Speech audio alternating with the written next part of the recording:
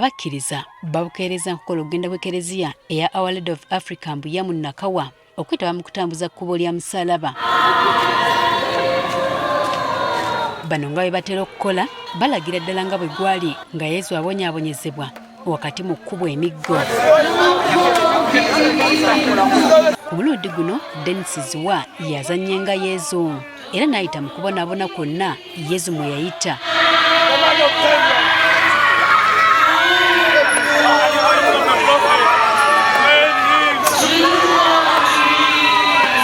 Wakati mu kukolobya ennyimba ezisuuta Kristo balaze obumalirivu mu byonna bye babadde bakola. Abamu batuuse n'okwoza ku mmunye olw'okutulugunyizibwa kwa Yesu.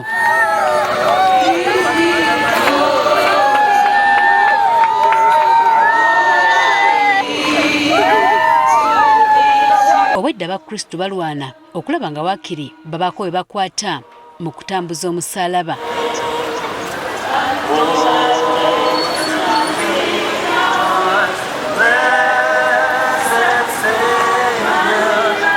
Dennis Ziwa nga yabadde azannya nga Yesu atubulidde nga guno bwe guweza omulundi ogw'okunanga azannya mu kifo kino era atubulidde lwaki akyenyumirizaamu.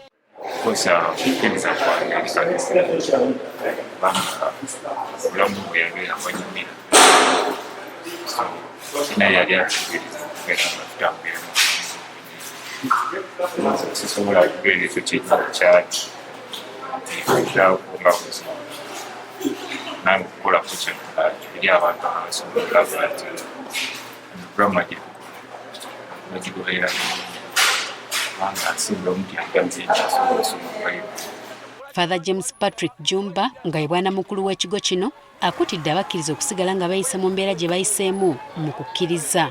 Leero tukomye ku kitundu kya 14. Ekkubo ly'omusaalaba lirina ebitundu 15. Ekitundu ekya-15 ky'ekyokuzuukira kwa Kristo. Ti Kristo yazuukira n'avaayo ng'awangula ekibi n'okufa. Naffe mu ebyo byonna ebitufaananira okufa ng'entaana ebitumalamu essuubi. Olunaku luno olukulu olw'amazuukira ga Kristo lutuzze bujja lutuzzeemu essuubi. Ayongedde n'attottola obukulu bw'okutambuza kkubo lya musalaba eri abantu bonna abagoberera Kristo. Tusabidde abamaama abazadde ababonaabona olw'abaana baabwe abatulugunyizibwa abatalina mirimu abatawaanyizibwa olw'ebiragalalagala bye beeteekako n'embeera ezitasanyusa bazadde emize emibi. Abazadde abo nga nnyaffe Mariya nabo abasabire bagume mu kwonaabona kw'abaana baabwe Omukama ayongere okubawa ekikubagizo n'okubanyweza.